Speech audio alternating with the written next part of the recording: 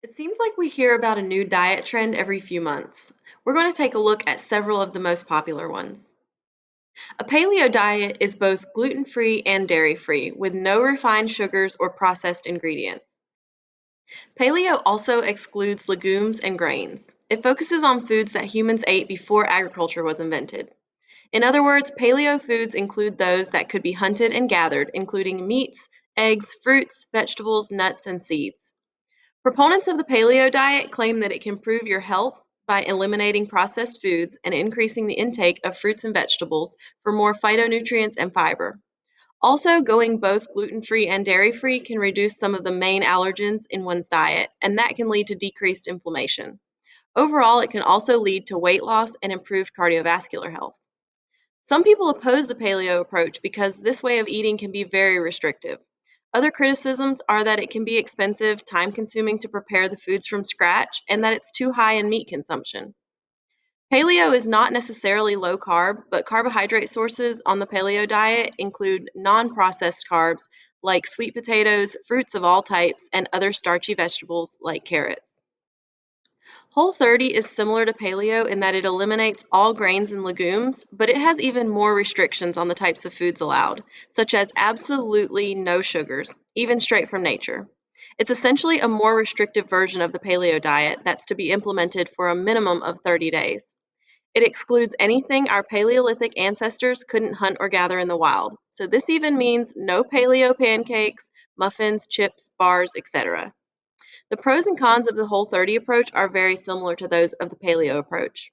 Critics of the Whole 30 say that it's not convenient, it can be expensive, and it's time consuming since almost every meal has to be prepared at home. The keto or ketogenic diet, also known as high fat, low carb, has been dramatically increasing in popularity over the past few years. The concept behind this diet is to restrict carbohydrates and increase fat intake. A general rule is to get at least 70% of your calories from fat. Keto dieters are also told to stay below 50 grams of carbs per day, and those with a significant amount of weight to lose are instructed to stay below 20 grams per day.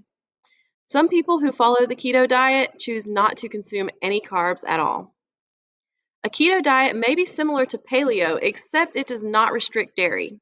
Keto is more focused on blood stabilization and weight loss, where paleo and Whole 30 are more focused on reducing food allergies and lowering inflammation.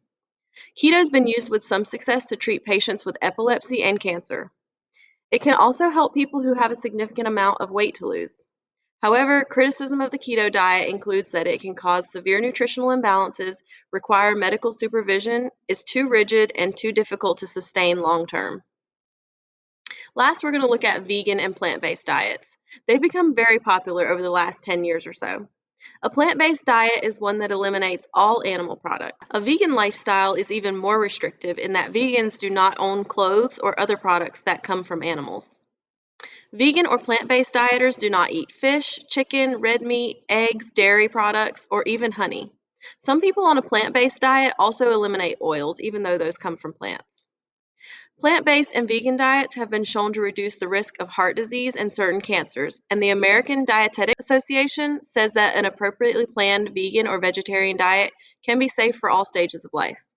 However, a vegan diet is not right for everyone. Some people who follow the vegan diet can become deficient in certain nutrients, including B12, calcium, and iron. Some people may be better off not following a specific diet, but simply choosing more real whole foods and fewer processed foods.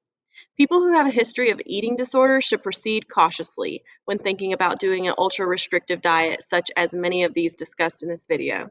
So, it may be helpful to work with a dietitian or a nutritionist to help make sure you're getting all the nutrients you need. This video is solely informational and not intended to give medical advice. So, consult your doctor if you have any concerns about your health and want to try a new diet.